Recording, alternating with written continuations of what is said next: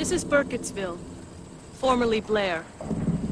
It is a small, quiet Maryland town, much like a small, quiet town anywhere. No more than 20 families laid their roots here over 200 years ago, many of whom remain, either on this hill or in the town below. There are an unusually high number of children laid to rest here, most of whom passed in the 1940s. Yet no one in the town seems to recall anything unusual about this time. To us, anyway. Yet legend tells a different story. One whose evidence is all around us. Etched in stone.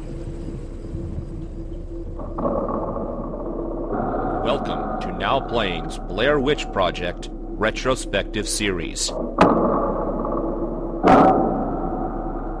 Hosted by Arnie, Stuart, and Jakob. These podcasts contain detailed plot spoilers and harsh language. Listener discretion is advised. Today we're discussing Blair Witch, starring James Allen McCune, Callie Hernandez, Brandon Scott, Valerie Curry, directed by Adam Wingard. This is Arnie, co-host of Now Playing, and you guys want this? This is on you. Stuart in LA. This is Jakob, and this looks familiar. We've been podcasting in circles. How'd we get here? I know, like a year ago, 3 film fans went into the Burkittsville woods to talk about a retrospective, and a year later, new footage pops up. What is this? Had we known, we would have done Blair Witch all 3 this year, but... Yeah, we thought it was a dead series. I knew there would be another one eventually in our reboot culture, but I guess that's the point. Nobody knew that in secret they were making a Blair Witch 3. Yeah, I did some reading on this. This was all studio-driven. Lionsgate owned the rights, and they didn't want people to know they were rebooting it, and they blamed internet hate culture, so that they'd have to do this all in secret so that there wouldn't be time for the internet to hate it before it ever came out. It's okay, there's plenty of time after it comes out, guys, so thank you for that. Yeah, but Ghostbusters, any sign, a lot of the damage is done beforehand. You know, that works for Beyonce because you can consume the album like the day it comes out, but we still had to wait 2 months. Well, they did have to market the film. Yeah, I think all of this really came out of VHS 2, the horror anthology that premiered at Sundance 2013. I mentioned on the last Blair Witch podcast that one of the directors featured on that anthology was Sanchez. The co-director of Blair Witch Project came back to do a 10-minute bit about a guy wearing a GoPro that got turned into a zombie. So they brought him to Sundance 2013 to promote that movie, and he ran into one of the other directors, which was Adam Wingard, and they got to talking. Of course, they're going to talk about Blair Witch Project, and it was a friendly conversation. It didn't end with any kind of offer, but I think because those two were talking, it prompted Lionsgate to call a couple weeks later. Actually, it's a little bit trickier than that, is they did discuss Blair Witch, Sanchez, and Wingard, but then just coincidentally, Lionsgate approached Wingard, and because he'd already talked with Sanchez, felt like he had their blessing, and so he went into it with Lionsgate. But the original filmmakers really aren't involved at all in this.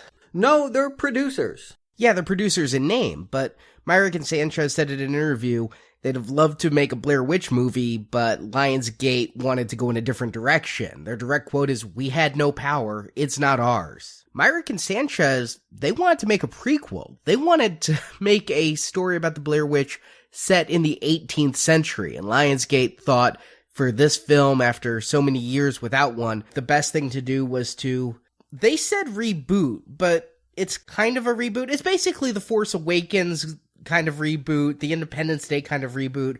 We're going to reboot and remake the last film, but we're going to call it a sequel by referencing things that happened. Well, it's kind of like that Thing sequel that we reviewed a few years back as well in that regard. It was a pioneer in that way. Yeah, they hit all the same notes. They wanted to repeat everything. I mean, I feel, do you want to reboot or do you want to do a fake sequel? That's like, remember when we just debated if something was a reboot or a remake? Now we're combining that with sequels. It's getting very confusing. It's a requel. I'm going to trademark that requel. You know what? To go back and make that 18th century witch movie. That's already been done too. I saw it earlier this year. It's called The Witch. It's pretty good, but there's no point in doing a Blair Witch version of that. They were beaten to the punch. So I think they're lucky that they just said, hey, it has actually been 17 years. Why don't we just remake the thing for an audience that wasn't born yet when it came out? And I'll say this, I now that I've seen the movie, I do feel that this was very studio driven, but I was pretty excited for this, even though it's a reboot or a remake or whatever we're calling it, a sequel. But I was into this director, Adam Wingard. I've seen You're Next, and because of Stuart's recommendation, I saw The Guest, both very good horror, slasher, thriller type films. A lot of style that he brings with it. Now that I've seen this film, I wonder how much involvement he actually had, though. He's pretty involved. I mean, he and his co-collaborator that's worked on all his films wrote and put this out. But I do think that they had a lot of notes, and they followed the spine of the original one pretty close. I have seen You're Next, and I liked it okay. I thought the ending was a little bit of a cop-out, just abrupt. It was like, okay, we're done today. No, that's how his endings are. I mean, see The Guest. I have not seen The Guest. I've heard mixed things about The Guest, so I wasn't rushing towards it. I love The Guest. That's the one that made me more of a fan. I think that what's exciting is that we don't live in a culture where there's too many new directors being introduced, period. I'm not hearing about a lot of new talent coming to the screen. So every time there is, it's worth paying attention to. That he's part of the breakout of horror directors we have now, like Ty West, Wingard. I feel like he's in that very small club, and so that makes him special. You're Next, I had mixed feelings about. The Guest, it's not really a horror movie, but it is a pretty cool Captain America movie. Yeah, it's Jason Bourne meets slasher. I love how it turns into a haunted house story the last 30 minutes. You're right, that climax is pretty horrific. But yeah, I definitely recommend that one, and I want to see more of what this guy does. I think that if you were going to reboot Blair Witch Project, he makes a lot of sense. He contributed to those VHS movies. Tricks that he did in his installment, he's going to repeat here. Here we have some earpiece cameras. In his installment of VHS 2, there was actually an eyeball that someone had replaced that became a camera. That I can see why they thought he would have what it takes to make a Blair Witch. And they didn't approach anyone else. The reason why this got to be a secret project was he was the first choice they had, and he said yes. So it was not shopped around town. Nobody else was asked. And so nobody knew what he was doing for 3 years. Yeah, it was revealed at Comic-Con, and they did a screening there. You thought you were going to see The Woods, and surprise, it's Blair Witch. I actually heard rumblings. Somehow it got around Comic-Con. I kept hearing people say, I hear The Woods is connected to Blair Witch, and I was like, okay, all right, whatever. There was a horror website that had broke it even a few months earlier, but no one believed it. I had heard that The Woods was very good. I saw the teaser trailer in which they had a woman singing off-key Every Breath You Take to some stock footage of a forest, and thought, oh, maybe we will cover that for Now Playing. Having no idea that most certainly, once it was revealed what it really was, we'd have to. I just kind of think we've stirred the ghost, It's like bringing up Freddy after he's dead. If you keep giving him power, they bring it back. 1 year ago, we reviewed the Blair Witch, and now she's back to haunt us again. Yeah, but if we do new releases for horror, they seem to die. Friday the 13th, Nightmare on Elm Street. So maybe this is the death of the Blair Witch now that we're doing a weekend of release show. Did you see the box office numbers? It doesn't need us to kill it. Yeah, if the Blair Witch pushes over a tree in the forest and no one's there to witness it, did it happen? I feel like this should have been a hot property. The buzz at a Comic-Con was this was not only good, it was great. It was as good or better than the original. It was going to change the face of horror. It left me with a lot of questions like, are they making it the same way? Is it scripted? Did they film it as found footage? I couldn't tell from the trailers if this was found footage or not. I'd be good getting rid of the found footage things. I'm sure we'll discuss it more, but from that trailer, you couldn't tell. I should have known watching VHS too, but I had no idea. Yeah, I think they hit it, because we even had a conversation. There's these nice establishing shots. There were certain scenes that were in the trailer that I'm like, okay, that's definitely point of view of a camera in there, but is it going to cut back and forth? Is it going to be all found footage? I didn't know until I sat down to see the movie that, yep, it is going to be all found footage. Modern day found footage, digital found footage. They're going to have a drone now. they're going to prove that it is still able to be convincing that you're lost in the woods in the day of GPS. I do think one of the things that we should maybe reiterate is that original Blair Witch, what really makes that, I think, a different found footage film is it was mostly improvised from those actors. Like, this is scripted. Like, yes, these actors know what they're going to say. In that original one, it was like, we're going to set up some rocks and then tell the actors to react to that. Agreed. That seems to be the complaint. I mean, I think it's funny. It's a losing proposition to make a sequel to Blair Witch. No matter what you do, I feel like someone's going to hate you for it. But yeah, the original was hated on because, hey, we thought it was real and you tricked us. The sequel was hated on for a lot of reasons. Because it's Book of Shadows, yeah.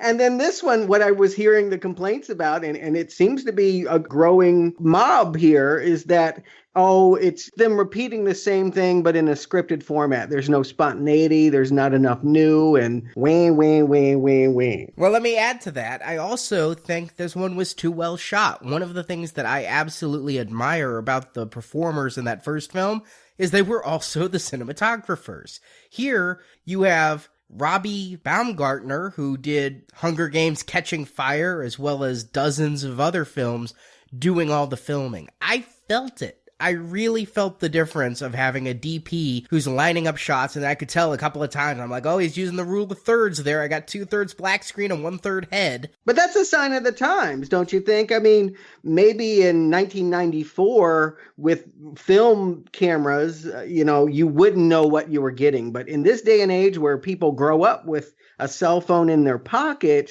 I think everyone has become a better cameraman. And I think I'm seeing that in found footage movies. Last year's Shyamalan movie, The Visit, had an aspiring filmmaker. And even though it was found footage, you never saw a shaky cam shot because she was wanting it to be well composed. And I think that that's just an evolution of this subgenre now. And I want to just put it out there again. If it needs to be resaid, none of us are huge fans of the found footage genre. And at this point, I am wondering, once I found out that it was made in this way, what new can be done with it? My favorite ones of the genre still tend to be some of the earliest. Blair Witch, Cloverfield, Wreck, Man Bites Dog, Ghost Watch. I don't see that anything in the last 8 years has really pushed found footage further than where it started. And I'll agree. I'm not a huge fan. I actually try to avoid it. Sometimes it's not completely horrible. Honestly, I didn't necessarily care for the movie, but I thought the found footage thing worked for Josh Trank's Chronicle. But by and large, I just think it worked great for Blair Witch. I still love that original Blair Witch. Found footage worked perfectly for it. It was the greatest way to tell that story. But I see it now as a lot of Me Too-ism. And here, it's funny because I feel that has come full circle. Is a lot of horror movies like Paranormal Activity have ripped off Blair Witch, and now here's Blair Witch trying to say, well, we're the granddaddy of this, so we're going to take some of that Paranormal Activity money back. Yeah, ironically, they probably spent more in adding those digital remnants in this film than they did on the entire original Blair Witch movie. And I feel though, trying to do this now, remaking it as found footage, I just don't see how that's going to work. And again, with a director who has a big sense of style, I feel like something might be lost if you're going to confine him to having to do it as a found footage film. And I just want to put it out there. I went back and saw Cannibal Holocaust because when we called Blair Witch the granddaddy of all, found footage movies, we got a lot of pushback that this movie from 1979, 1980, the banned film Cannibal Holocaust, was actually the first. You know what? It's only half. It is half a movie about a guy that goes into the Amazon jungle, finds dead filmmakers, and then brings their footage back. And then they play some of it, but they're always cutting out of that footage and having a story going on. So I still think that Blair Witch did pioneer this by being only found footage. And I want to say that I'm talking about things that I've seen in the movie before we get into the review, but if any movie was going to have me go in with a fully open mind for found footage, it would be Blair Witch. It's how the original was done. Blair Witch Book of Shadows. None of us recommended it. I think it's unduly hated on, but it's not a good movie either, so I'm defending the indefensible. But yes, with Blair Witch, I was fine if they went found footage. I was fine if they went standard cinematic shooting. I just wanted to see what they could do in what was purported to be a direct sequel featuring Heather's brother to that original movie. How could they add on it in ways the video games and the Book of Shadows and the actual books and the Sci-Fi Channel documentaries did not? Well, the only way to know is to go back into those woods. Arnie, you got the plot? It's been 20 years since the events depicted in the original Blair Witch Project movie, and what happened to Heather, Josh, and Michael is still a mystery. But Heather's much younger brother, James, played by James Allen McCune, has always held out hope that Heather is safe and kept a saved search for any news about Burkittsville or Blair. When a video is uploaded to YouTube purporting to be found DV tape that has a few frames showing a woman that James believes to be Heather, he decides to go looking. And going with him is his longtime friend Peter, played by Brandon Scott, Ashley, played by Corbin Reed, and Lisa Arlington, a student filmmaker friend of Peter's who plans to document this search for a documentary. They go and meet the guy who uploaded the footage, named Lane, played by Wes Robinson, and his girlfriend Talia, played by Valerie Curry. Lane says he'll take the group to where he found the tape, but only if he and Talia are allowed to tag along. The group reluctantly agree, and on their first night of camping, they hear strange noises and awaken very late in the day to find little Blair Witch stick figures all around. Frightened, they all go to leave, but on their way discover the figures were a trick by Lane, who even faked the DV tape he uploaded. Talia and Lane are expelled from the group, and the remaining foursome try to leave the woods. But they find themselves walking in circles and are hampered by a bad cut to Ashley's foot.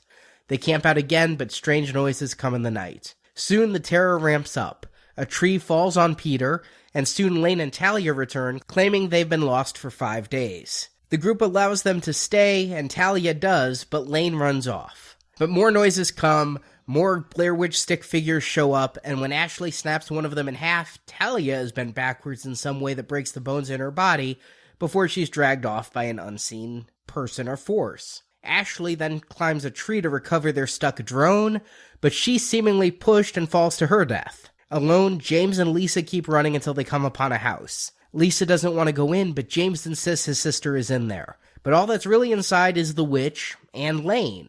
The two run and are attacked. Lane shoves Lisa into a cellar, but she crawls and finds her way out, and eventually reunites with James upstairs. Loud noises crash behind them, but James says if they stand in the corner facing the wall, they'll be fine. But the noises tempt them to each turn around individually, and are seemingly dragged to their death as credits and the cameras keep rolling. So yeah, it's Blair Witch the remake. It is about as different as Starkiller Base is from the Death Star, right? Yeah, right down to the opening text, which, I mean, it's an acknowledging of that. I mean, we have an almost identical preface in which we're told that DV and memory cards are found May 15th, 2014. That's exactly 20 years beyond when those filmmakers went in there. I mean, I guess what it tells us is that these people are doomed, that we should not get too invested in their outcome, that they too will be disappeared, killed perhaps, but certainly will not be at the end of the film delivering a finished documentary. Well, I was somewhat confused by that title card because it's like it had the year 2014 and we see some footage that's supposedly the original Heather in that house at the end of the film. And then we find out that's a YouTube clip. So I'm like, is that title card for the YouTube clip or for this movie? I'm like, oh, so this movie really isn't found footage. Good. But no, it was referring to the movie because then we're going to find out that was 20 years ago. Heather went missing and I don't understand it. This must be a stepbrother. There's so many years between them. He was 4 when she went missing. Yeah. And she was in her 20s. I have a sister who was in grad school when I was in early grade school. It is possible. I mean, my oldest sister is 13 years my sister. 20 is extreme, but possible. Yeah. Funny enough, I didn't think too much about that, but I think that this was the right hook. That someone would be obsessed with this footage for a personal reason is a good hook. And there was a young adult book series that tried to make some cousin exploring all this supernatural phenomenon, trying to find Heather. I think that makes this protagonist more than just a generic 20-something. No, I agree. I like that there's some connection. With Book of Shadows, I didn't even really – one of the few things I didn't mind was, they had turned the woods into a tourist attraction. So you had reasons for people going there. This isn't just another set of campers that are going to show up for whatever reason. So I like, that this is, there's a personal connection to that good Blair Witch movie. I'll go with that. And I like that it displays the arrogance of youth. You know, his sister went out and got lost in the woods, and he thinks that he's better. He's bringing a few more people with him. He's got GPS. Yeah, he's got new tech. So he thinks that whatever happened to her, not only won't it happen to him, but he'll possibly rescue her. And she's been living feral in the woods for... Wait. That is the part I didn't even understand for half the movie. Like, he stops it and he's like, did you see her? That's obviously the witch, right? They get that out of the way because that's got to be a big thing hanging over this movie. Oh, they better show me the witch in this movie. And so here she is right up the top. It's a blurry frame. They haven't given too much away. But no, we're to believe that he thinks that might be his sister. Ouch. You don't look like a hag at 42 or whatever Heather would be. I was also confused. I thought when he kept saying, I want to find Heather, I thought he meant Heather's remains, her bones. Yeah, no, it's confusing that he thinks she's still alive. And we'll see a conversation a little bit later between Lisa, Pete, and Ashley at a bar where for some reason they're filming themselves. But, you know, they tell Lisa, hey, don't exploit James. You know, this is kind of his last hope. But like even they're skeptical of this. Like there's no reason to believe Heather's actually alive. No. And that's not the actress Heather Donahue, is it? I mean, I don't think. Yeah, no, it's not. No. Oh, the actual face that you see. Yeah. I believed that there was a possibility, a decent possibility, that Heather Donahue would show up in this film. I thought they might have kept it a secret, so I was waiting. But I did look. She's neither uncredited nor credited in this film. Yeah. They get a thank you at the very end of the credits, the original cast members, but I didn't see any cameos from the original crew. They have a little bit of their footage they show at the beginning. Exactly. Yeah, a little bit of just to remind folks that saw the original and to give context for what's happening to those that have heard about Blair Witch but never got around to seeing it. But in this one, they're going to go see Darknet 666, who uploaded that YouTube video. Ooh, 666, you know he's evil. And it's Darknet, yeah. One of the things I feel this is missing, though, like they have their little journey to go meet Darknet. In that original Blair Witch, which really like just put me on edge and made it feel creepy, was those interviews with just all the townsfolk where they're telling these different ghost stories, and some of them were very like scary, actually, like the way they were delivered. This one, they expect you to know that first film, which I think might be a mistake coming out so much later than the original. Like there's going to be some conversation about who the Blair Witch is and what happened to her later.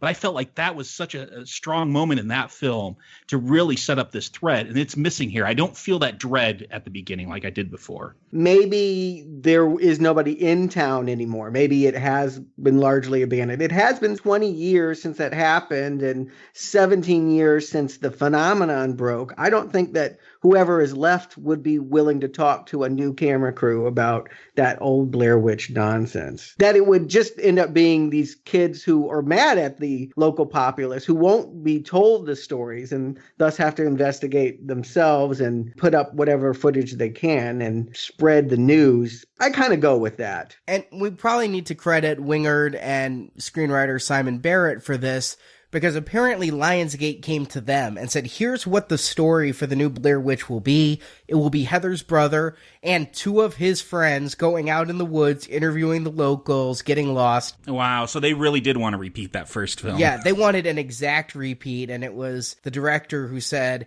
you know, I think I want to mix it up a little bit. I want to up the body count so we can have a bit more death, a bit more horror, so we're going to add some people. And I think by doing that, they lost the interviews with the locals. They do drop, and it was good to remind me as well. It's only been a year since we did our deep dive, but Rustin Parr and Ellie, Blair Witch. I do feel like when they expand the mythology, I remember like, why is this about a witch? And then there's a dude killing kids in a house. I feel like they connect a lot of that here. They're going to tell us, I think they explained that Wicker Man symbol, basically, that wooden stick figure. Like the witch was put out in the forest and like basically racked. They tied stones to her arms. Like they give little hints like that to explain a lot of the mystery from that original. I didn't read all the books or play the video game. Maybe that stuff's in there, but I did appreciate how they expanded and tied together some of the mythology there. Yeah, and it's vague enough that if you don't want to accept that, it's not conclusive. I think what they're trying to do is they're trying to appeal to an audience that didn't like that the first one was so ambiguous, that didn't get scared by it, that does not think raw found footage without context is that scary. So here, we're going to definitely know there's a witch. We're going to see her at the end. There's no doubt that this is a supernatural phenomenon that they're going to run into, although there is going to be some human interference here. I think we're going to have to look at Lane a little bit more closely. But I do like the idea that they expanded the characters, and I like the fact that there's really two groups. It's kind of a red state, blue state thing. You have these college kids, and then you have these local rubes who they don't trust. They got a big Confederate flag in their living room. Yeah, that's how you know they're bad. Well, that's how you know that the black friend is not going to be cool with them joining the group. But they have the edge here. They claim to have found that footage on the internet in a tree and can only show them personally. So they have to tag along at least for the first day. And I'm going to give them a little bit of a compliment. I like their music choice. NKVD, I looked this up. It's a French industrial black metal artist. I was totally rocking to that stuff, yeah. Yeah. Hack Marja, if you really want to know. I'm sure I mangled that, but it's a pretty cool song that he's jamming out to when they pull into the woods and get hiking. I do feel that is a Wingard trademark. Like, he does awesome soundtracks and song choices. Yeah, your next was full of just great thumping music. And same with The Guest. Like, it was weirdly reminiscent of Drive, if you ever saw that, with a lot of like chillcore. Yeah, I like all the choices. And if we must repeat things, I do, like you guys, like that they will challenge what we've known before and sort of connect things. And that we do try to build a mystery around them. And we get the tech moment, right? Where they're going to show off all their gear. They now have, they look like Bluetooth headsets. Yeah, do they make cameras like that, Arnie? You'll know. Actually, they do, and I'm planning on getting one for the next time I go to a convention for those no photos area. Everybody's just going to think I'm a douchebag with a Bluetooth. It seems really hard to line up your shot, though, unless like there's some little screen on your iPhone you could watch it on. Well, think about GoPros. I mean, you don't line that shot up. It's just whatever you're looking at. Yeah, put it on your ear, though. Just don't have long hair, I guess. Yeah, it's the technicians have figured that out so that it will follow your eye line. But they wanted to do what the original did and have the actors film themselves. What they found was that this footage, when blown up into theatrical presentation, just was not acceptable. And I think we can all be grateful that this is a better, richer looking DV image than what they were claiming looked like a CD-ROM from the 90s when they blew it up. It pulled me out of it a little bit because I know the kind of footage drones get. And when it was giving me those rich, lush forest shots, I'm like, Well, I wasn't talking about the drone. I was talking about the headsets. But the drone, you've noticed the blur. When it goes up, I don't feel like it is a pristine shot by any means. No, when it goes up, I think it's actually drone footage. But then every so often they cut away to the people on the ground looking up at the drone. And all of a sudden, we're in like full 8K resolution. I can make out every leaf for an expanded Vista helicopter shot. Well, I do think Lisa is a film student. This gets undersold, but she is doing this for a class project. She just has decided to exploit her, I think, ex-boyfriend. They used to have a relationship, and they're still friendly. Maybe they're friends with benefits. Yeah, there's some tension when they end up in the same tent. So there was a relationship, or they want a relationship.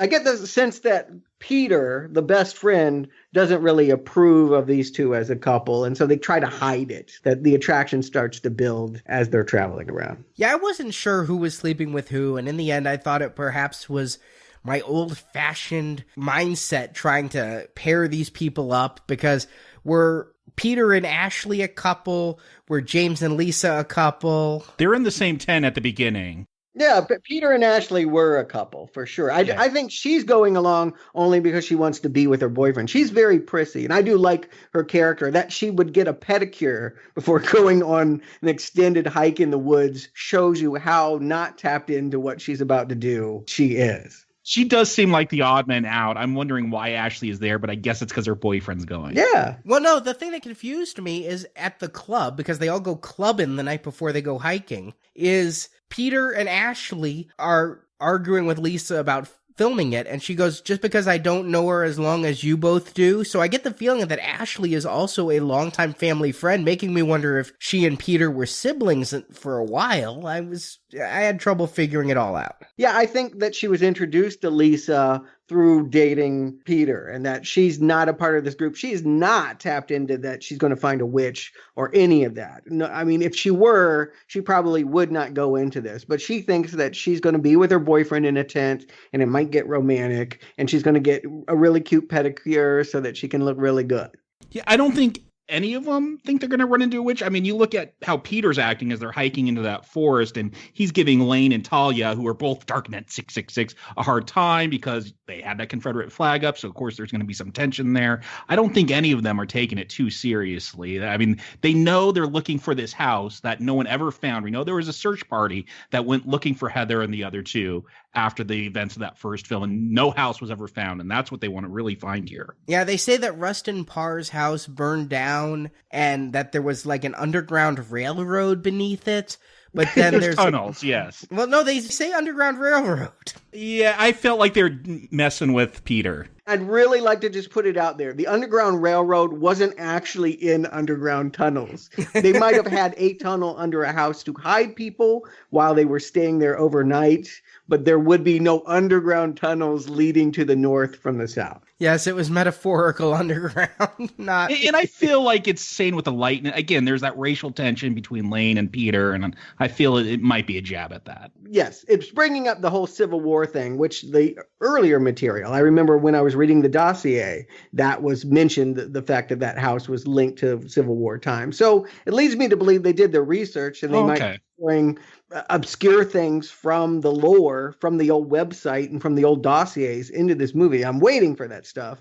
There's not a whole lot of it, but there is that Civil War mention. But it also was setting up the fact that they want to have an extended climax in the Rustin Parr house. And yeah, they're going to send someone into some tunnels. So now we know where those tunnels came from. But really, we just kind of repeat the beats from the first one. Everybody's going out. Everybody's hiking. The only thing new that I found in this one is they have to cross a little stream. I was getting shades of Into the Wild, wondering when they came back would the stream become this unpassable rapids. But while crossing, they go barefoot, and Ashley gets a hell of a bad cut on her foot, and James is actually a useful character. He's a paramedic, so... Yeah, they drop a shot of him in front of an ambulance early on. Mm-hmm. Yeah, and that was kind of a creepy moment because they were just talking about how the fact that one of the witch attacks, one of the earliest ones, was that a little girl got grabbed by a furry woman and pulled into that creek. So the fact that she gets her foot temporarily stuck, it was like, wow, is that supernatural? Yeah, and they've passed this tree where they supposedly found the tapes that, I guess, lightning burnt it from the roots up. It's got this very weird burn mark, and I feel like that is the entry point. Like, that is the marking of the Blair Witch's territory. Once they pass that, yeah, we're going to have the incident in the creek, and things are going to start going wrong. Well, they tried to explain away why all of the people who did the search parties never disappeared, and it's said by Lane that you have to spend a night in the woods, and if you spend the night, then you're hers. And sure enough, that's what's going to happen to them as well. And of course, it's thrown back at him. Well, then why weren't you grabbed? And that leads a couple things. Let's talk about Lane. Is he faking? Has he never spent a night in the woods? Or is he in cahoots with the Blair Witch? I think he's faking. It's not like it's ambiguous. The way I took this movie is that he's faking because he's been too scared to go out there. They bring up that his camera is an older camera, a DV camera, like I had in the 90s around the time of the first Blair Witch. Yep. And that's the same kind of footage he claims to have found. And so I think he pretty much cops to faking it, but he wanted people to go out there with him. And so they all went out together. But why would he do that? Well, why does anyone put up fake stuff on the internet or YouTube? There's a sense of fame that you want. I don't think it's too hard to figure out why he would fake this and want to get the hits, get some advertising revenue. I love the scene where they're at his house and Lisa's like, I need you to sign a waiver. And Lane's like, yeah, and I need you to sign one too. Yeah, it legitimizes it by having outside filmmakers from the big city college find evidence, I guess, that it proves it's more than him. But I want to point out that footage he did not shoot. He will cop to hanging some wicker men, but he never copped to shooting that footage. He's reluctant to talk about the camera that he has. Yeah, I feel it's ambiguous because Lisa's going to call him out on that camera, and it's real obvious when she's like, oh, so that's DV, older camera, same kind of tape that they found at the tree. Like, if it's not definitive, it's left up in the air. I guess because he was putting the stick figures up, and it's uncovered that they brought some twine with them so they could make the stick figures and hang them up. And that happens right after Lisa brings up, hey, that camera is the same camera that uses the same kind of tape, that I took it as definitive that he was faking everything up until this point just because he wanted the ratings, and I think he was too afraid to go out there alone, but he felt safer with those college kids. Yeah, and at this point, you would naturally conclude that. They conclude that. That's why they want to get rid of this crew after that discovery. But we will see the footage that's on the internet get shot later in the film. There is a weird time loop that is happening in which it has to only be supernatural. That he didn't find that footage. He may be working with the Blair Witch to create that footage. And I consider that the movie has those two readings to it. You could either look at Lane as a collaborator. He definitely is going to go Rust and Parr later in the film, or as, a charlatan. I think neither one is conclusively proven. Yeah, I think you could say that Lane, maybe he went by himself and spent the night and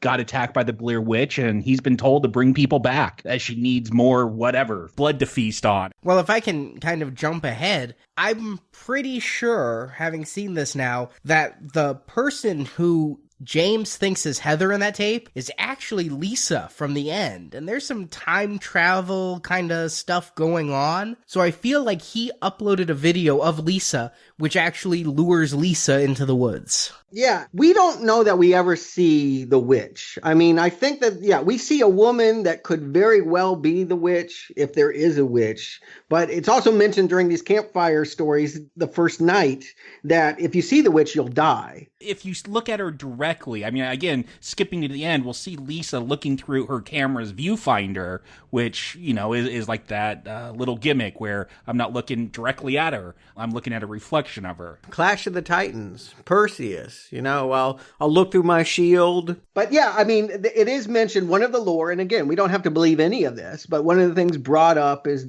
that's why that you're put into the corner, is that she doesn't want you dead yet. Because once you look directly at her, it's all over. And I did like that detail. That made it even more enjoyable that we haven't gotten a good shot of this witch, because she is the personification of death. To see her is to no longer be alive. Now, I have been camping in the last year since we taped those shows, and I want to say it's very, very real. Those tree snappings here in California, we're in a drought. Trees are falling down by the minute. You can't believe how many snappings of branches and trees. I was at Yosemite, and someone actually was killed that week. A branch fell on them. It happens all the time. So when I hear that snapping, I'm not thinking witch. I'm thinking, look out, put up a stronger tent, because that stuff will get you when it falls. I did enjoy the scenes of Pete trying to assemble a tent. That's probably what I would be like trying to assemble a tent. Yeah, they're not qualified for this. They went out here basically to get good footage and to support their friend who really is delusional to think he's going to find his sister alive. But they are not really ready. By having better equipment doesn't mean they're any better prepared than those original trio of filmmakers. And I'm not going to knock the sound effects in this film. I think they're great. They're creepy. The problem is I know them already because I've seen that original Blair Witch. Like, again, if this was the first Blair Witch I've seen, maybe it'd have more of an impact. But I know these sounds and I could intellectually go, oh, yes. Those are very off-putting and scary. And I'd be scared in this situation. But I don't feel that same sense of dread that I did when I watched that original Blair Witch, because I didn't know what they meant. And now that I've seen it, they're kind of just there to scare you. But they sound great. I'll give it that. I don't know. The first film didn't have as much twig snapping. The last one had rustling and leaves and things. This one, it's all about the twig snapping. And I wish they'd use surround sound a little better. They did a little bit in my theater where every so often it sounded like it was in one corner of the theater, but pretty much it seemed to be coming out of the center speaker. And sure, I understand you may be going for that found footage. You don't have surround sound on an earpiece camera, but I would have liked to have had sounds coming from specific direction. I was in a very fine movie theater, and they definitely had a sound mix that utilizes the full range of the speakers. I felt like, if anything, it's more over the top this time. I mean, it sounds like a Cloverfield monster is coming for them later. I mean, these are some loud, distancing sounds. And one thing, again, another compliment for the sound mix here is I literally thought there's at times people talking in the theater. And I'm looking around. No, it's because like it's focusing on two characters talking, and there's background characters talking, and like the mics on their cameras are picking that up. Like, and it messes with you. Like, is that the witch making noises? Is that background characters? There are just little things in the mix to kind of creep you out. There were only 6 other people in my theater, so I knew they weren't talking. Yeah, I know. There's only about 20 in mine. But I gotta say, Wingard uses a trick that I get very tired of, and that's the video glitch. I mean, he wants to keep having the jump scare, and, sometimes, moments should just linger. He allows lingering moments too, but I feel like things get really quiet, so then he can have a, video interference and go, and that's the jump scare, is that. And a lot of the scares are just other characters walk up to someone behind their back and they don't realize it and turn around and you see Yeah. Oh, the fake scares in this, just a couple of them I understand. They're cheap when you have the loud noise or the music sting and, it's just the cat. But fool me once, shame on you. Fool me 3 times, you're boring me.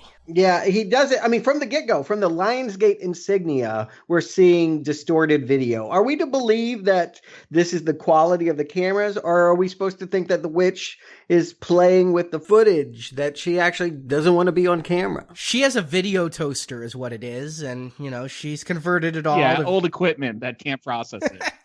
So we need to get that girl a budget, is what you're saying.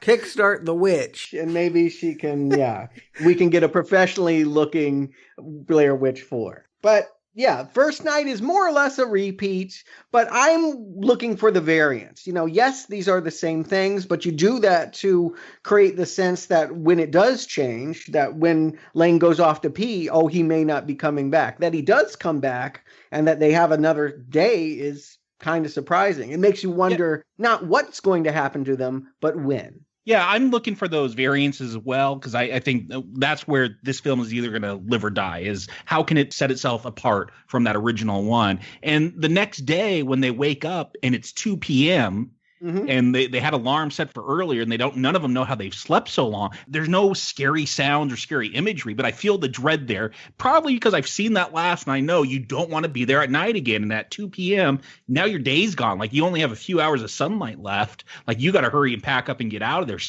Like, the witch really messes with the time continuum in this film. Yeah. Including with the footage that they're actually filming. But what I'm getting is that they're doing the original movie, but they're making it happen faster. Yes. The original movie was 7 days long. Here, they're like, it's really only 2.5 days, but they're going to have a time loop that makes you think that some of them did spend 7 days out there.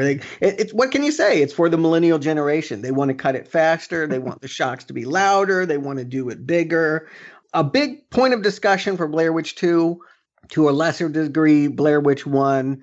Is anyone here to blame? And is there any way to not see that what we're watching is supernaturally influenced? Yes, Lane is going to be exposed and is going to cop to putting up the Wicker Men, but I think most everything else that happens to them can only be understood as, if not a witch, at least something supernatural happening. Yeah, they try to say that they drugged their water and that's why it's 2 p.m. I'm not buying any of that. Like, Lay might have had a couple little April Fool's Day jokes that he was going to pull, but I think, and who knows, it might not just be staying the night that has upset the witch. It could be that they mocked her by putting up those fake stick figures. Good point. Could be. I always thought it was the messing with the piles of stones in the first film that did it, and we get one pile of stones in this film. They kind of stick to the Wicker Men and stay away from the stones, but one thing I liked about that first film, yes, there could be a witch, or it could be Josh, who's just gotten all crazed, or it could be absolutely nothing. For all we know, at the very end, Heather tripped. But this one, they're going paranormal activity. We're going to see bodies dragged away by nothingness. We're going to see the witch off in the distance. There's no ambiguity because I think they're pandering to a younger audience who's used to seeing the ghost at the end. I don't know if it's necessarily that. Maybe if you're arguing that this is a remake for a generation that's never going to go back and watch that original one, for myself, I'm thinking about this as now playing has forced me to think about how do sequels work. I just watch all the Jaws movies because they are thrown up on Netflix, and I want to go back and listen to that retrospective that I wasn't on. Oh, I'm so sorry. Those sequels are bad. I know, but I felt like number 3, like when they're at SeaWorld. Leah Thompson. Like, that's stupid, but it almost worked because it's just an exploitation movie, and that's what you're almost forced to do by 3. So I don't mind, like, in a sequel that we're getting less ambiguity. Like, if a trilogy was just totally ambiguous and I don't know if that would work. I don't know if it's ever been done. Yes. But I don't know if I necessarily want that when I get to a part 3. I do want some more finite answers and just more scares, more fun. I'm going to come down hard on this. They need to commit this time to the witch being real. You don't feel they do? I do, and I'm applauding them for that.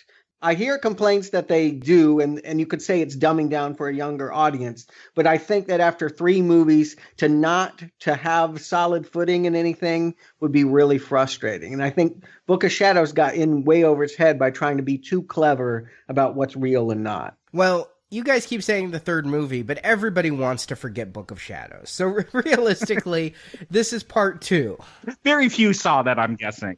And it's a part 2 that's coming 17 years after the original. So I actually think it's a bad thing to do this. What I kept thinking of when I was sitting in the theater, and maybe because it's out in the woods, but Twin Peaks. And the more they tried to explain that the spirit of Bob was in an owl, and if you don't know what the hell I'm talking about, just join us next year. We'll figure out where we're doing that. But the more they tried to explain the Black Lodge and Bob, and the stupider it all became. Sometimes you just like the mystery. You know what, though? This is about a witch. I don't feel this is Twin Peaks level. Like, in Book of Shadows, I wanted to see the witch. And so here's the real part 2. Show me the witch. And I'm going to get that. I want it in the sequel. Yeah, and I don't know that we ever see a great image of the witch. But I think it is the right instinct to finally say, for sure, yes, something weird is going on. Who knows? Maybe it's aliens. Yeah, dude, I thought they might have a UFO with the way the light was going through the cracks in that building at the end. We could find out that all of this witch lore was just how the townspeople explained what actually was an ET invasion.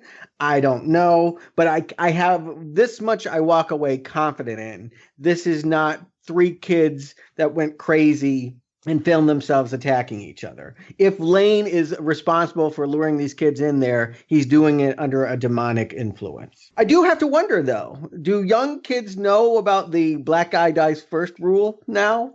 I mean, if you're a 17-year-old today, you may not know that in the 80s that was the cliche. I can't believe they actually did it in this. Like, I'm like, they can't kill Pete first. Yeah, it should be said the groups have tried to get back to the car. Once they found out Lane and Talia were responsible for hanging up those Wickermen, they told them to go their own way. And the GPS has brought them back to the campsite. Spooky. We've gone in circles. And yeah, Pete goes out to get some firewood and gets a tree dropped on him. I didn't realize he was dead.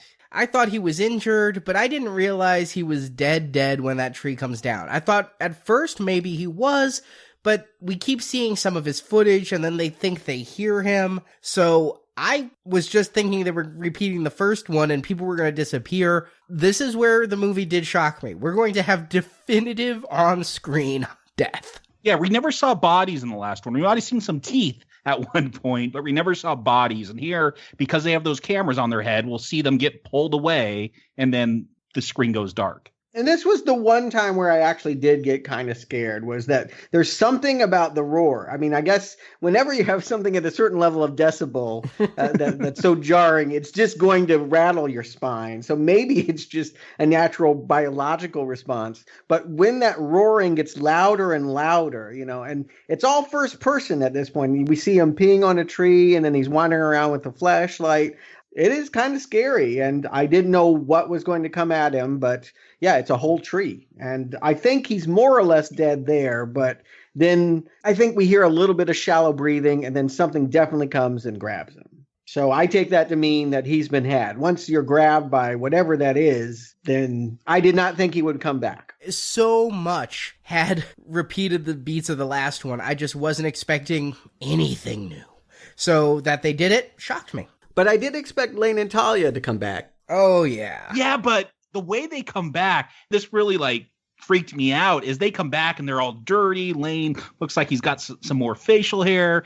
And they said they've been gone for 5 days. Like, again, I didn't expect this to be like a time warp movie that it's turning into, where it's only been a day. At least that's what we perceive. But for them, it's been 5 days of wandering around in the woods. And apparently this is a fan theory about the first film, is that time was played with. I don't know that we caught on that, but it was brought up to me by some listeners after, that this film is just going in and making it definitive because there's no way Lane can grow that much facial hair in a few hours. Yeah, and Lane doesn't stick around. He takes off. He's freaked out for whatever reason. He doesn't want to stay with them, but Talia will. She's hungry. They give her a granola bar or something. Yeah, he says that they're dead, so by staying with them, it would mean they're dead. But he leaves his girl. Yeah, and we know something really bad is going on with Ashley. I mean, from early on, getting that foot injury, I know that means she's marked in some way. And then we got some footage of, like, let's pull back the gauze and see what's going on in that wound. And something is in her,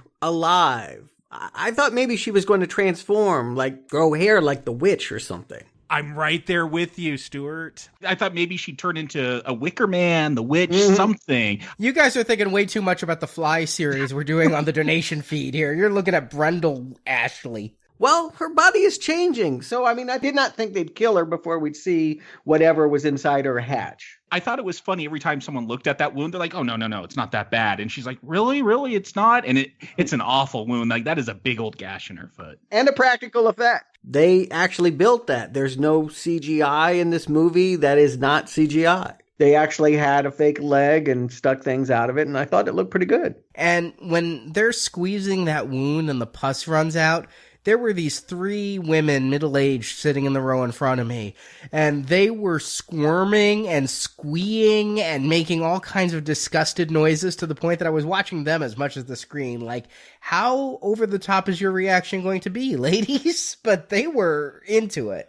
Yeah, I'm not getting like that, but anytime there's stuff done to the body horror type stuff like this, things moving around, having to, at one point she's going to pull out like some thistles, like that is stuff that makes me squeamish. Yeah, that's when they were freaking the most. Yeah, that makes the theater experience fun. I was waiting for that. I was judging my audience. It was about, 20 people tops. It was pretty small, but there were pockets of people that were of different demographics trying to enjoy this. I heard a couple tithers, but by and large, I didn't hear a whole lot of call and response to the screen. I felt like, I was basically just grateful they didn't pull their phones out until the credits rolled. Yeah, this was the only time the audience reacted. And yeah, I was taking it a sign that people weren't getting scared by this film, because I was hoping there were going to be those kind of reactions that you were getting, Arnie, and it never happened with the 20 people I saw this with. And this was opening night. You would think that they would be really into it, but it wasn't like the first one got a whole lot of reactions either. There was a lot of tedium in it, and I feel like one thing they've definitely done, slavish remake though this may be,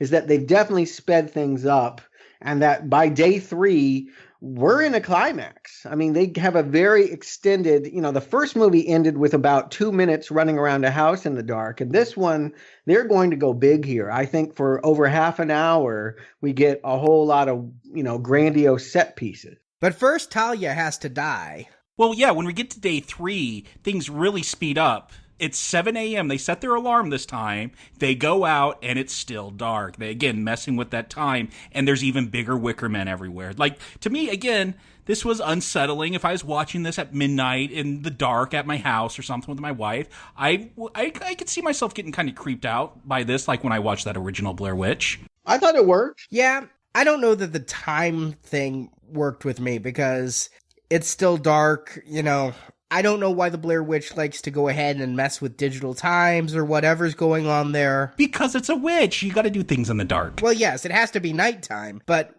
does it have to be 2 o'clock in the afternoon still nighttime? That wasn't affecting me, but what I never expected out of any Blair Witch movie ever, not even Book of Shadows gave me this, was to see a supernatural death on screen. Now, poor Pete, and I liked that character, had a tree fall on him. But then when they find these other Wicker Men and Ashley limps out, grabs one and snaps it in half, and then we see, and now I'm like, okay, we're totally in Paranormal Activity or any of these other movies. Talia's body just snaps in half too, bends over backwards in a weird contortionist way. I'm like, oh boy. Yeah, she has these purple hair tresses, and that wicker man that got broken had her hair wrapped around it. So even though I was going from the presumption that they represented Ellie Kedridge, they're really voodoo men. Yeah, and this is one thing where I wish this was shot as a standard movie, because I got lost in all this. They're screaming and shaky cam. There's something in that wicker man. I don't know if it's hair or whatever. But Talia's freaking out over it, and it's her hair. It's wrapped in purple hair. Okay, yeah, it was hard to tell for me. That I didn't catch. I did not notice that. But Ashley snaps it, and I don't know. Maybe I blinked, but it seemed like a very quick. All of a sudden, it seemed like Talia was on the ground, folded in half, like that voodoo doll. Which I wish it was just shot more conventionally, so I could see. I want to see again. This body horror stuff with Ashley is freaking me out. I would like to see more of that contortion stuff. Sadly, that body horror goes nowhere. Her death has nothing to do with her foot. Well, yeah, we'll talk about it. Yes. Yeah, but I mean, from this point on, it's a big chase. The rest of this movie does not stop. There will be no more daylight. There will be no more lingering and looking at rocks and whining and crying. The stuff that I felt like made the middle of Blair Witch kind of a tedious experience. Here, the idea is adrenaline. Yeah. And this movie got me to jump one time, and it's so stupid, but it's, I think it's Lisa standing there, and all of a sudden that tent shoots up into the air behind her, and that did get me to jump in my seat. Yeah, and you referencing Paranormal Activity is exactly right, Arnie. That is exactly what that movie, as it builds, what it uses, those kinds of yank it out of the room shocks. Mm-hmm. I've seen it in the trailers. I've never seen a Paranormal Activity film, but I've seen enough trailers to know it's in it, so... I was a little unnerved by what the witch does to Lisa here. They all go scattered, running around. But eventually James meets up with Lisa, and I think the witch is messing with her eardrum. She's breaking the bones of her ears, and she goes temporarily deaf. It's really an unsettling... I know that it was very loud and distorted voices for a little bit, and it was really, I don't know, it was one of the ickier moments of the movie. Just to think that, someone could crush... I guess because she had that ear camera in, and she was so concerned with the tech that the witch took that opportunity to mess with her hearing. Is that what happened? I thought it was just one of the speakers went out on the camera. Yeah, that's how I took it. The speaker was blown out. I mean, no, it was hurting her. Okay, I didn't get that. He had to calm her down, tell her, just breathe. She is in agony. Well, they're in a scary situation. I didn't correlate it with the broken eardrum if that was going on. I thought the witch might be messing with her footage again, but this time the soundtrack and not the video image. Yeah, they do a lot with the sound. They have walkie-talkies this time, and all these creepy voices are always coming over those walkie-talkies every time they're trying to talk to each other. A lot of that stuff is, again, put to good effect. I got to say, though, the worst, most disappointing death is Ashley, who goes next. We see her, she's sitting on the ground, something's in her leg. We see blood all over her leg. And I'm like, is this the thing growing in her? And she's going to pull a stick with some thorns out. And okay, you could say maybe that was growing into her, or maybe that was just thrown into her leg as things were getting blown around. It's not very conclusive. I thought they might have been leeches. They talk about leeches being in the water. It seems like something kind of alive and squirmy. Now, I don't know if it was me. Maybe you guys saw this. Maybe it was my imagination. But she pulls out those thistles, and the screen goes black for a second, and I swear there's an outline. I'm like, is that our first image of the witch? It's very quick. I saw it, too. Okay, you saw it, too. Okay, good. It wasn't just me then. No, I missed it. I thought maybe it's Tyler Durden putting in some genitals. Who knows? I think I went through the last half hour of this movie not even blinking, knowing I had time to see this exactly once before we reviewed it. And so, yes, I paid attention and wrote down every time I thought they showed the witch, and just whether it was a subliminal hint like this one or later on. I don't think we ever see the witch look the same way twice either. They want us to walk out like, it looked like this. No, it looked like this. It looked like all of them. I feel like I have a pretty good idea what it looks like by the end, but maybe that's just me. But I feel like, why does Ashley climb up a very large tree? She's got a hurt leg, and she feels like the best thing to do is climb up a tree to get this drone that crashed earlier on. Well, I don't know how she has the drone control, because it was Lisa who was piloting the drone, and the drone kind of goes out of control and crashes. Somehow, its battery is still running. It's still trying to get out of the tree. The drone is in my mind, the best way to find a way out. If you can get that drone to show you where a road is, you now know definitively which way to go and how far to go there.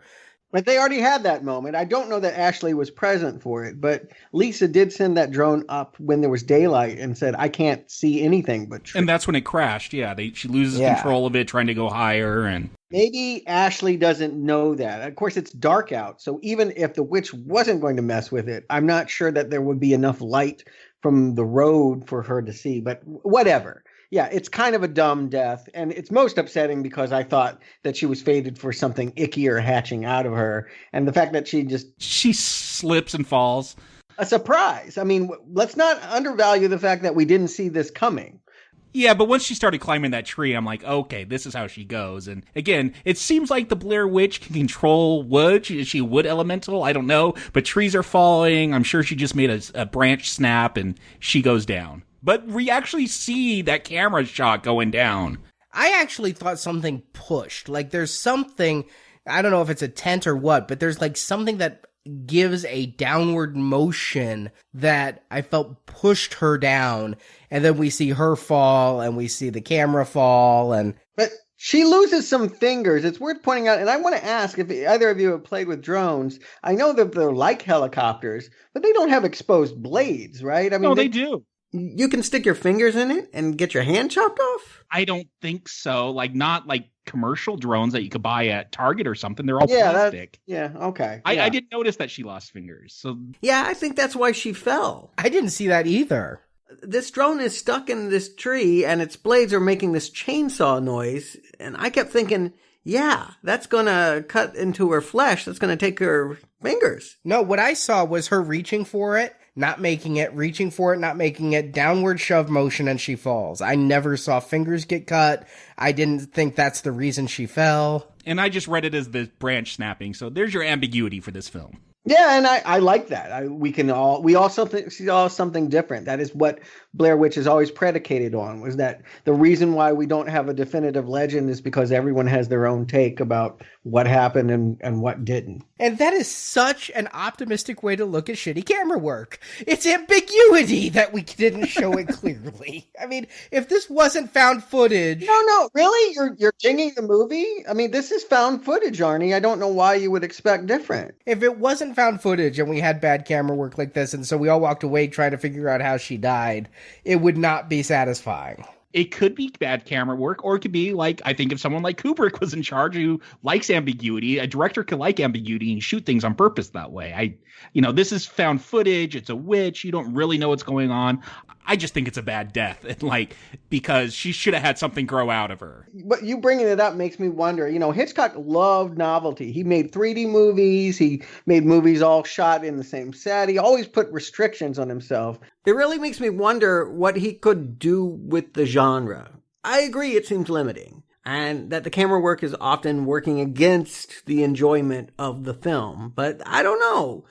If we had a really inventive filmmaker like Hitch, maybe I could expect more out of found footage. But honestly, Arnie, these kind of abstracted deaths are what it is all about. I've seen about 20 found footage movies, and they always kind of look like this. No, I agree completely. In the hands of an auteur who sees his found footage as a way to do something new, then this could be an amazing cinematic technique. But I feel that every found footage movie I've seen since Blair Witch just leans heavily on that crutch of the same kind of things. Like, you can't really see, and we're going to do that because it's a camera that's found footage, and so you just have to kind of guess and be scared by the ambiguity. And it was scary 17 years ago. Here's the thing. I've been kind of annoyed by the found footage thing up to this point, but once James and Lisa get to the house, they find Rustin Parr's house. It looks like it did 20 years ago in this movie continuity, in that original Blair Witch film. The found footage works here. Once James goes in, and I don't know, maybe it's how I'm reading it, but it looks like, he'll go through a door and we're seeing this first person, and then he'll turn around and it looks like now there's 2 doors there, or doors are moving around. I really feel like you get the sense that this house is shifting as you travel through it. And I don't know how well you could do that if this was just a standard still shot, but by seeing it through the actor's eyes as he's turning and moving around, it almost becomes like this fun house, this creepy front house that he's going through. I really like once we get into Rustin Parr's place, like, I think this is the best stuff in the film. I was excited. I was clock watching up until this point, but that we were at the house and I knew how long this movie was and I knew we had a half an hour to go. I'm like, good. We're going to get more of this. You're going to take us somewhere new. You're going to give us some answers. I was excited to see what happened inside that house, and I still was expecting Heather Donahue to show up in cameo. Okay, well, let's talk about what James goes in first. He is convinced that Heather is alive and in there. I think that's the moment I actually realized. I'm like, wait a minute, you actually think that she's been sitting around waiting for you? Inside that house, yeah, for 20 years. Come on. But he does end up running upstairs, and there's a lot of can't trust our own eyes, things moving into the walls and whatnot. But he ends up in a bedroom, is looking under the bed, and then some woman is most certainly coming at him as lightning is going off. That is not Heather. There is no way you're going to let me believe that that is the 20 years later film student. That's the witch, right? Yeah, that's what I took it as. And I'm going to throw a theory out here. She gets him. The James we see for the rest of the movie is not really James at all.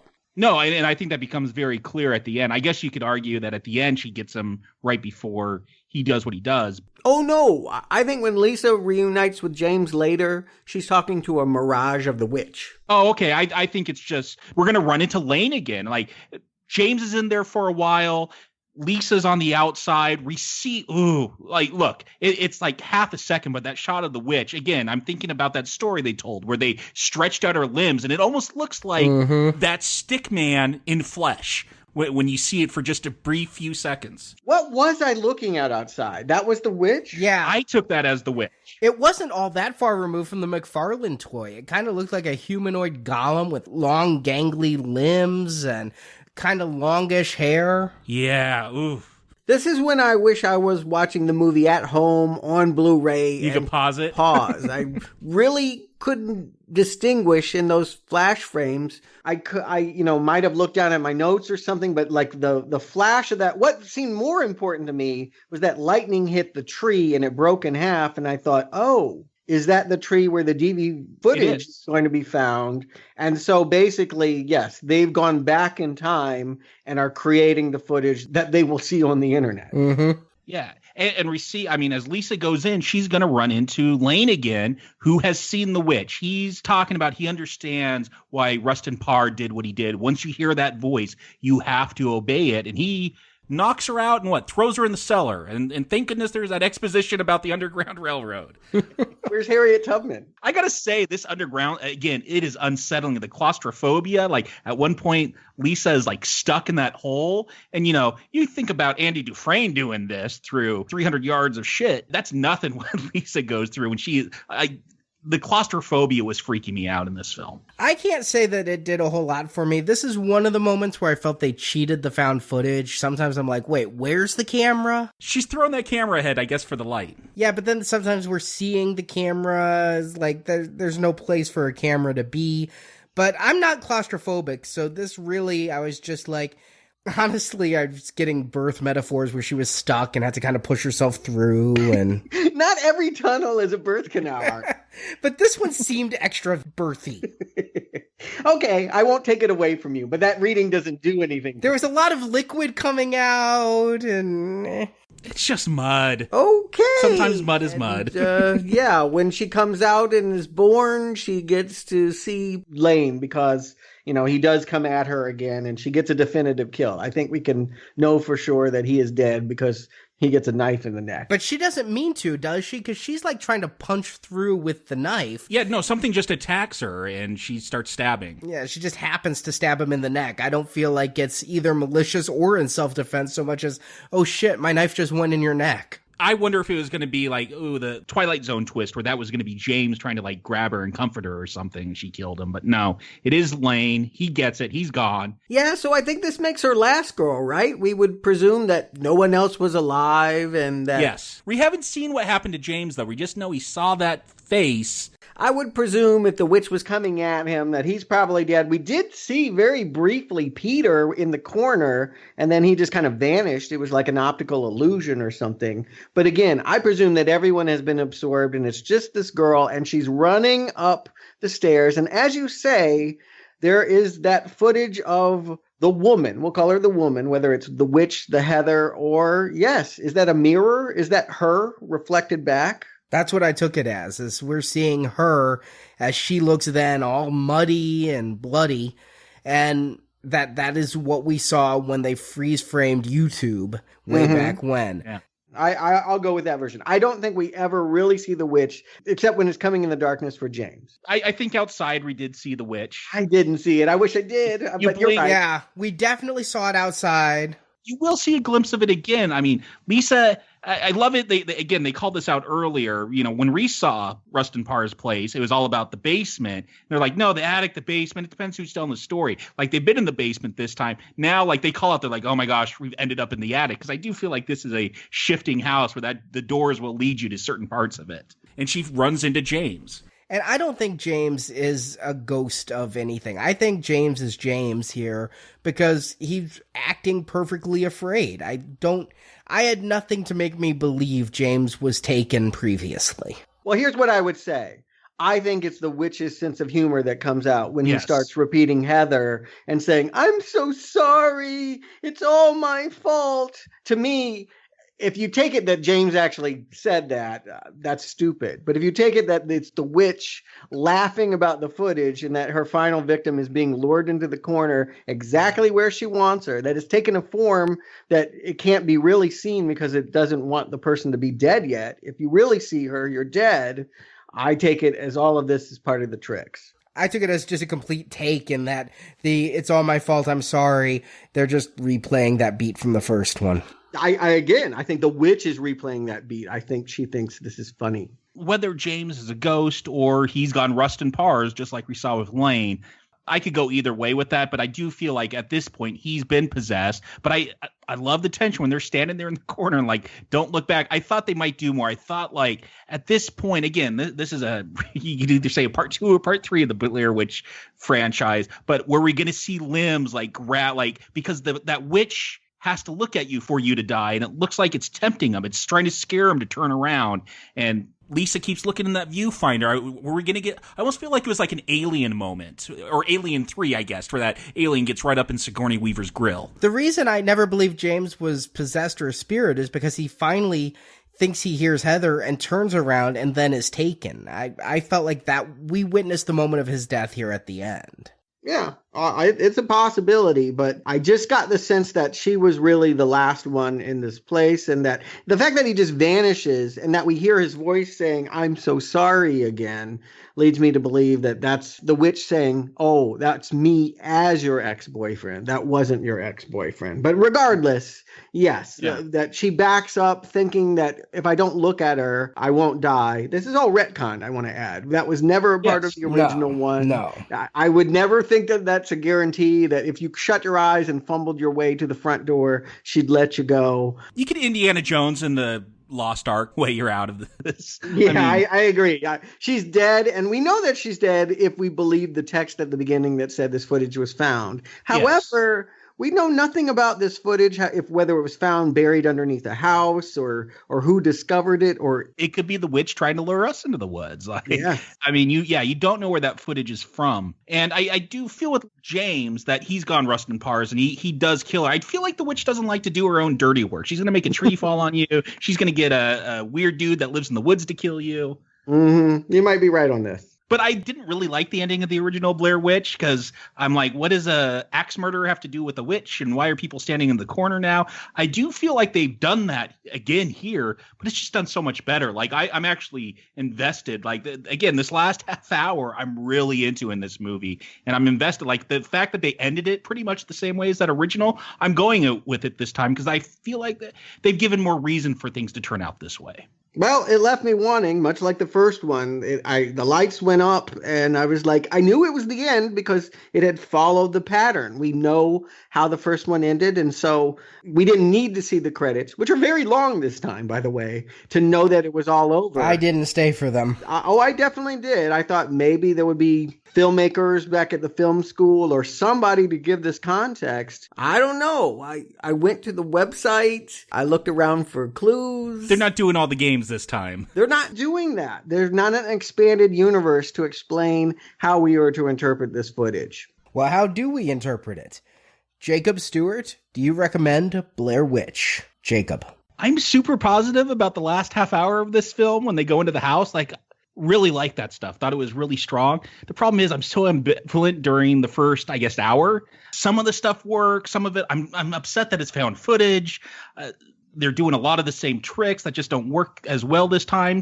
The sound mixing's great. The sound editing's great. I like the sound effects here. And I do like some of the differences that they make. I like that they make this, again, more definitive who the witch is, her connection with Rustin Parrs.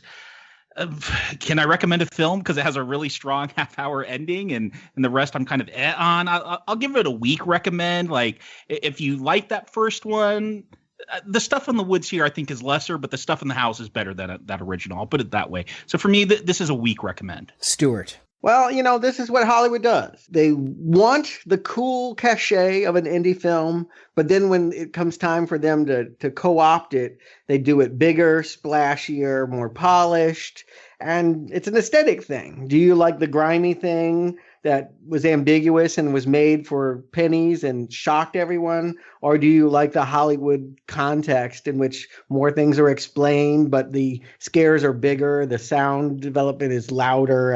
I can honestly say that I think that if I was a millennial and never saw the first one, that I would like this, maybe even better than if I went back and saw the original. It probably would make no sense if you'd seen other found footage movies like Paranormal Activities. You'd probably wonder, what is the big deal about this Blair Witch? And I do think that it's a better experience not to have seen the first movie.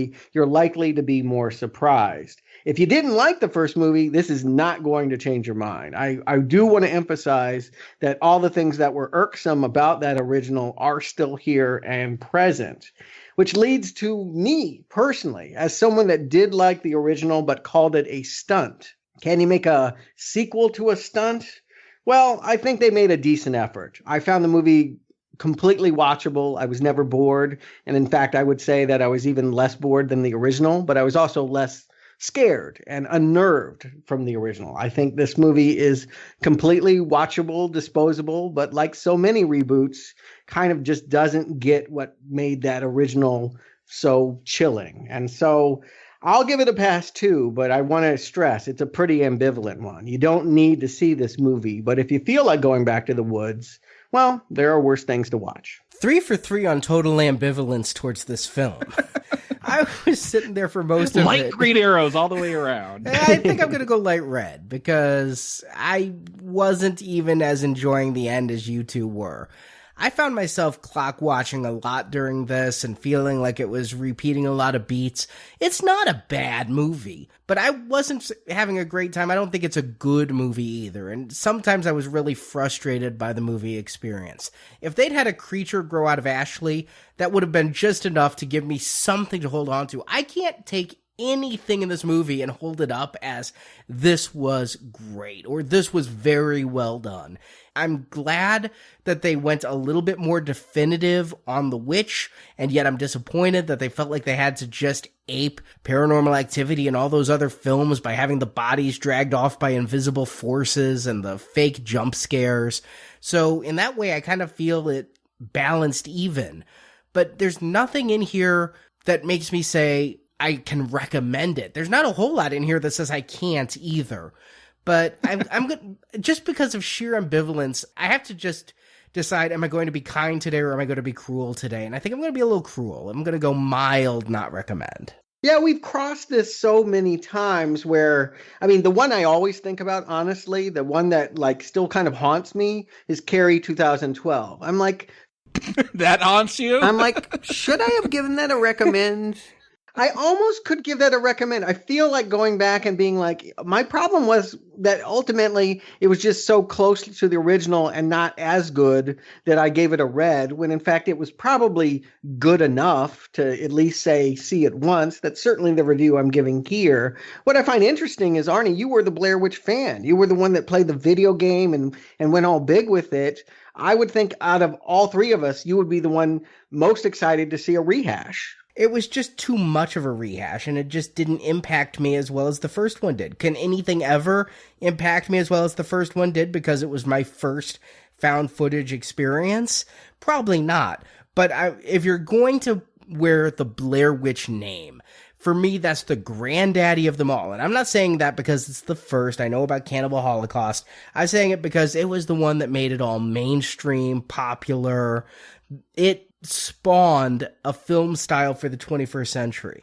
So if you're going to come out and say you are Blair Witch, you're not The Witch, you're not Paranormal Activity, you're Blair Witch, you've got a high bar to wear that mantle. And I just don't feel like it did anything to deserve that mantle. That said, when I saw Blair Witch in theaters here in Springfield back in 99, some guy did stand up while the credits rolled and said, they must be pretty hard up to be putting shit like that on the screen. Nobody did that here. We just all quietly walked for the exit. I had a couple people behind me. They were very upset with this film. They were making their feelings known as they walked out.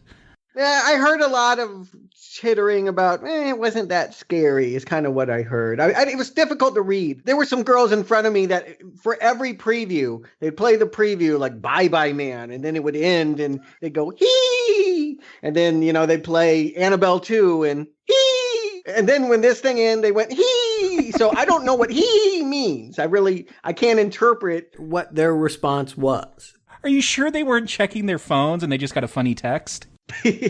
Perhaps that was all that it was. But I can just say this. Nobody was enthusiastic. And I do think that that's going to be true. I can't imagine that this is going to spawn more sequels or more EU or anything. Yeah, none of us are strongly endorsing this. It's just the way we've come up with the rating system. We got to come down on some side. Yeah, and so I don't think we'll be back to this forest anytime soon. If we do, I do really want to insist, let's walk away from this reality found footage. No, they got to just do a standard film. They've got to do a standard presentation. The one thing Book of Shadows got right. I don't know if it's set in the past. Maybe they go into the future. The entire forest has been cleared out to make way for space-age condos, and the witch has to move into a duplex. It's Poltergeist?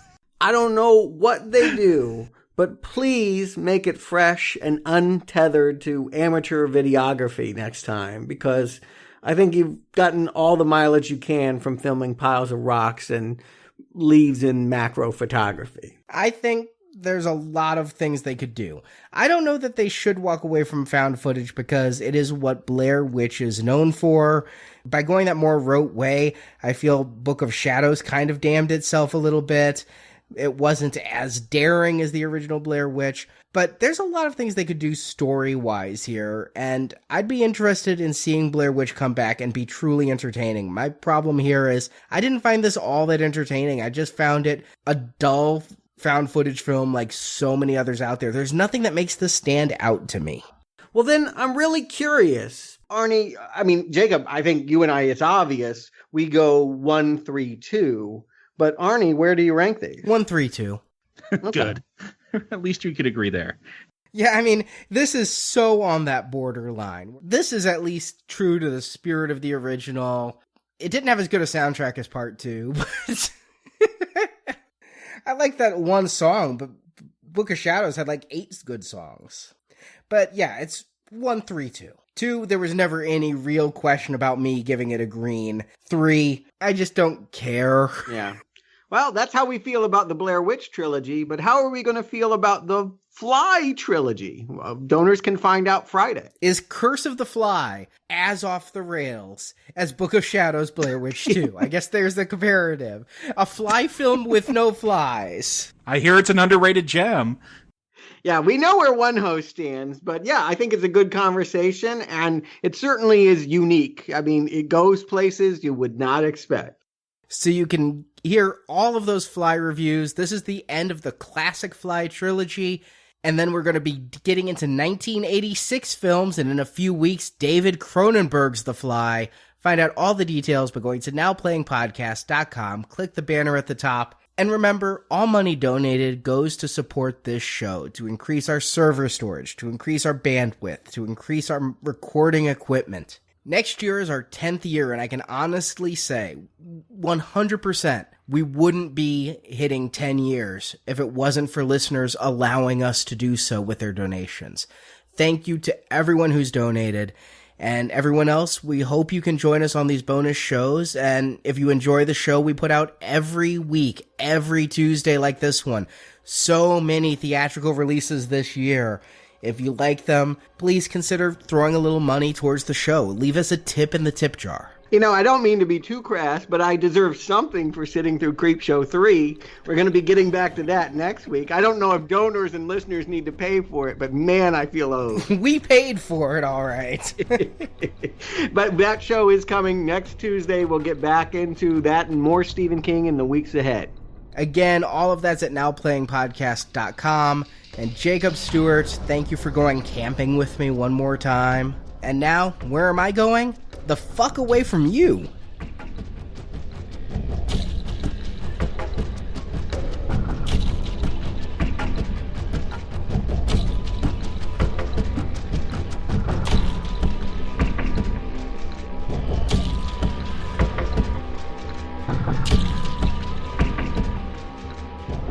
How do we feel about today, guys? I learned a lot. Thanks, man. Cheers. Very good day. Very good first day. Let's be relaxed because we've got a really, really long day tomorrow. Today was cake compared to tomorrow. Thank you for listening to this episode of Now Playing, and we hope you've enjoyed the show. I'm just fucking done, man. I'm just fucking done. If you enjoyed this podcast, please help out our show by leaving us a 5-star written review on iTunes. A link to Now Playing's iTunes listing can be found at nowplayingpodcast.com. I knew where we were going. Wait. Would that be a full of shit statement? No, I didn't. Would that be a full of shit statement? All I'm saying is that you got us lost, man. Also at our site, you can find more movie reviews, including The Shining, The Texas Chainsaw Massacre, Insidious, A Nightmare on Elm Street, Saw, The Avengers films, James Bond, and more. Newsflash, everybody. That was just a movie, all right? Find hundreds of movie review podcasts at nowplayingpodcast.com and come back each week for another new movie review. We'll make movies, Heather. You know what we're here to do? Just make some movies. Support from listeners like you help keep Now Playing operating. We gotta take care of each other.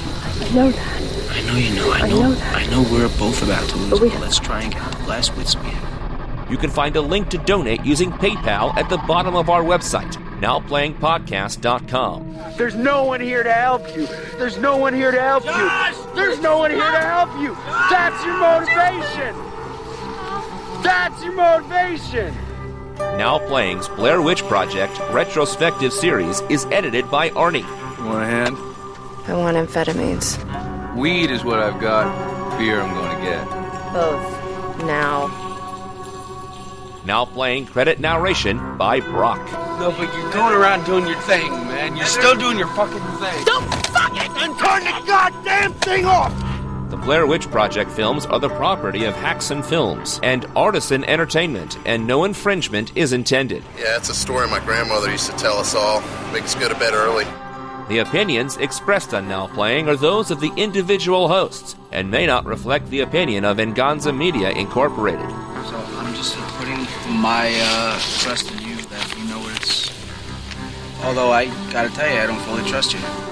Now Playing is a Venganza Media production, copyright 2016, all rights reserved, and no part of this show may be reproduced, repurposed, or redistributed without the written permission of Venganza Media Incorporated. That's it, Heather, you got enough. Let's go. That's enough! Stop taping! Please stop taping! Okay, we're leaving right now. Okay, we're out of here. I'm leaving. Come on, turn it off!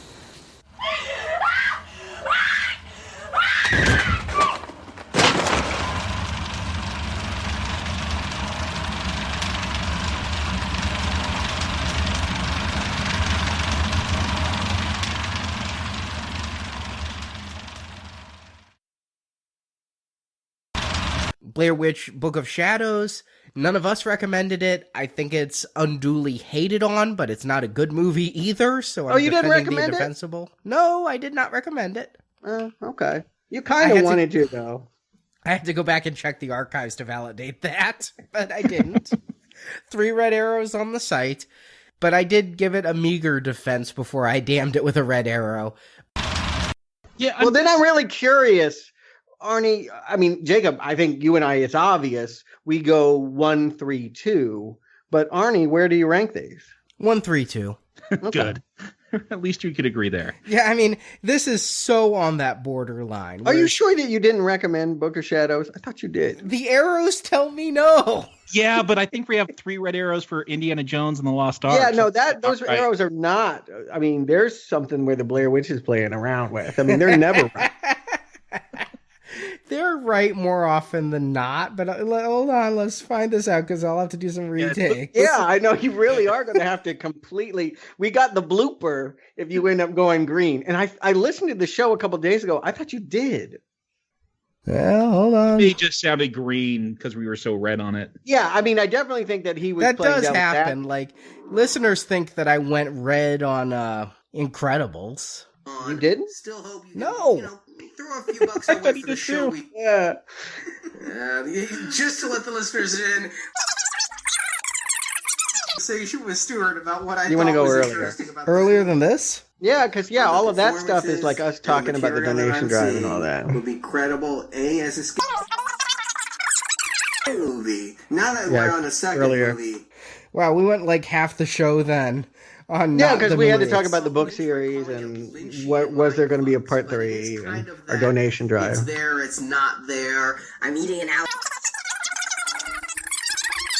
Poison oak? Poison oak that gives you a rash in the shape of blue. Yeah, it's like shaped like creatures. It would be amazing if you did Green Arrow this. Oh, sure. Happens all the time. And those rooms, oh, yeah, when she took those drugs that make you kill people, she also... This should just be a big, long blooper of us listening to Book of Shadows. Yeah, you know what you should do is if it turns out that you did endorse this movie, you should just go back and recut 2 so that you give it a red arrow. It'll really mentally screw up everybody. They're like, oh, you recommended it. I'm like, nope, go back and listen. Where they use a bunch of gibberish. They're like, let's polarize... Are we even in my recommend? I can't tell He's anymore. the one who pulls out the knife and basically... We're talking about the film. He went out to kind of We're making the case it's not good, so I'm really on pins and needles. I remember being crazy. I forgot how crazy it was. You think you personally, there were things there that scared you? No. Stacked rocks. It's definitely got to be forward, because we're still talking about the movie. Hey, that's scary stuff. You're going to freak yourself out. This, I mean, you could have a... Well, that's a this sounds right. Yeah. Goat roasting in it, trying to conjure evil, and you're still... Kinder. Not much. The movie has ambitions to break new ground and to keep...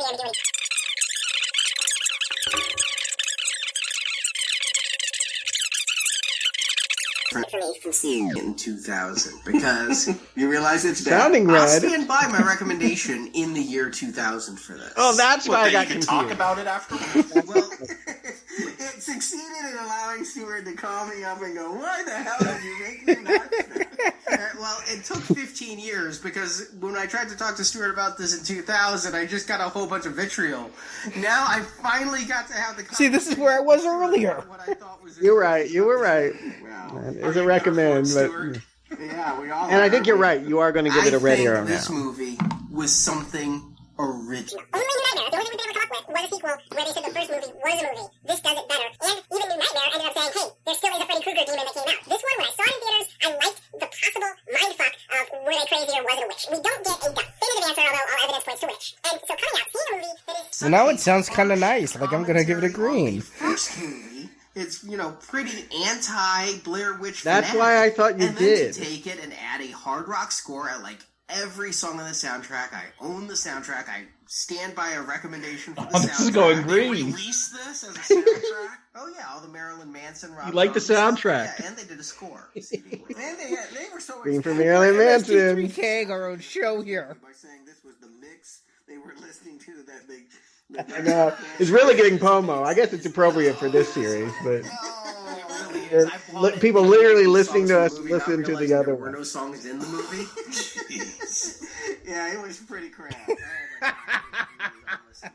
Would you just say red or green? So I can't. This one had a good soundtrack, and it went into comfortable year 2000 horror conventions, too. It took the completely original documentary of the Blair Witch and said, okay, let's make a Jeepers Creepers, Seed of Chucky, Halloween, Resurrection type of slasher film.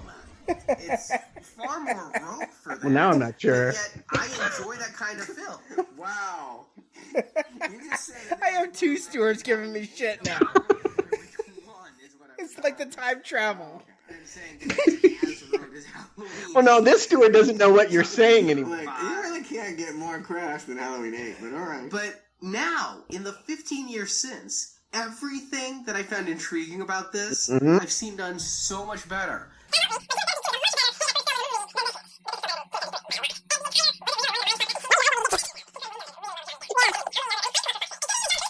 The killer's in his head? That identity? Do not compliment identity, that film. That is not bad as a film or a film anyone should ever be encouraged to see. I'm not saying that you should see it.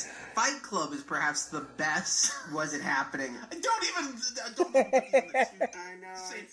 Anyway, about Blair Witch 2, you care to have an opinion? I'm saying Fight Club took this similar concept much, much, much better. So I now say this is only a recommend. Yeah, this is where the author got it from, Book of Shadows.